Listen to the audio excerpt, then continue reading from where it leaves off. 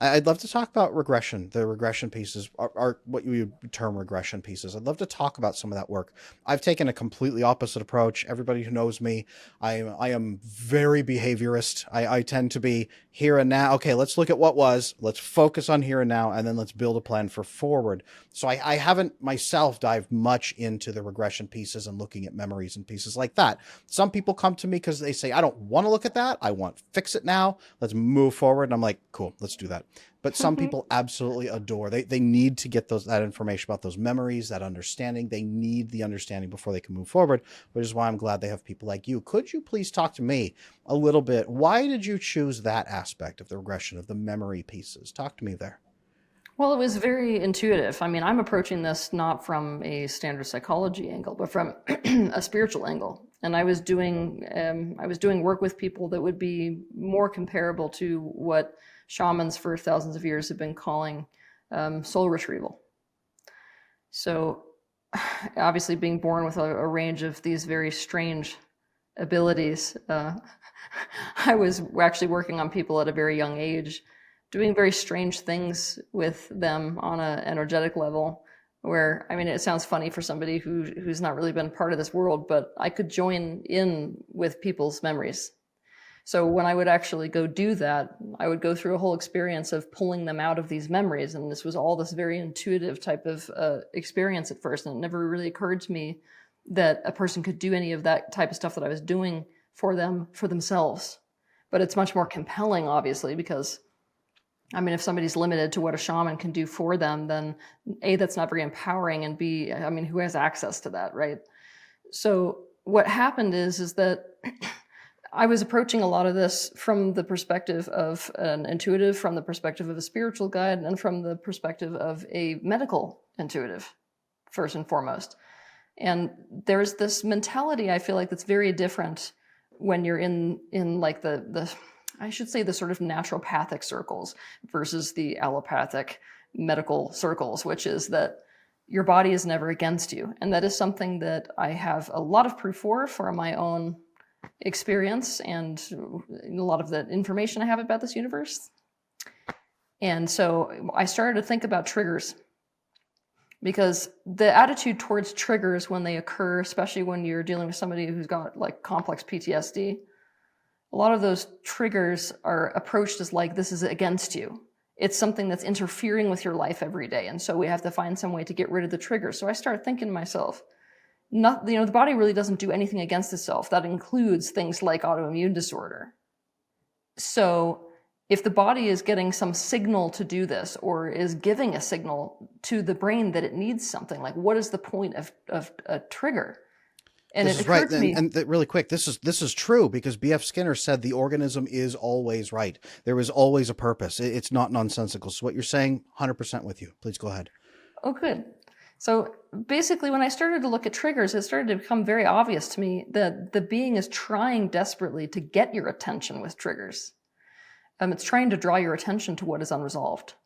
So instead of taking this approach, which was the standard approach most people took, which is to try to get rid of the triggers, I was like, that's just a symptom. Not only is it a symptom, it's a very important symptom. It's basically what's dragging you towards what needs your attention and focus and resolution.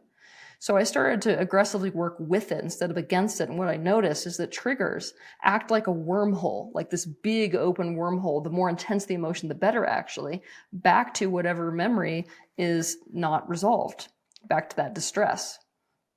So, I was watching how dissociative states are, in fact, what is causing a lot of the splitting and the fragmenting within the consciousness of a person. And I was like, how do we reverse the process of dissociation? Dissociation is the choice to not participate in whatever it is you're experiencing. So I'm like, an interesting method for trying to reverse dissociative states, which I was struggling with myself immensely when I got away from my abusive situation, is to actually consciously choose back into it. Because the element of free will, I choose to see this, I choose to experience it, I choose to feel it, I choose to understand it, and I choose to accept it. Accept it doesn't mean find approval for it. It's literally just, I swallow in my system that this is what occurred, right? To consciously go through that re-experiencing process is to really understand the self and to have like the greater context for so much of what you just subconsciously experience as a child.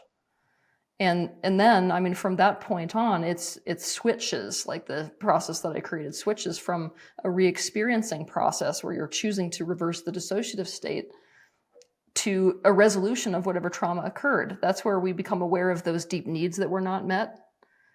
You become aware of what, almost like the negative aspect of what it is that you went through becomes crystallized in the consciousness. You are in a deep understanding as to why that was so distressing for you. That puts you in the position to bring in all kinds of resources through visualization, through felt experience of whatever it is that was needed at that time for the sake of resolve. And the positive thing about going through it this way is the sky is really the limit for that. Like, I'll give you an example. Let's say that in your childhood, you were so incredibly attached to a sister, and that sister went off to college. Here in the physical world, there's constraints as far as somebody's siblings going to college with them. But what is this kid supposed to do if they're stuck at home with two parents that are disconnected and the only person they had that attachment to is their sister? Well, there's now this open door that we have to create all kinds of scenarios that would bring whatever that child in that particular circumstance needs. Now, the child in this circumstance is really acting as a carrier for that deep vulnerability that the person is experiencing. So the person themselves naturally knows and comes up with what the resolution needs to look like for them.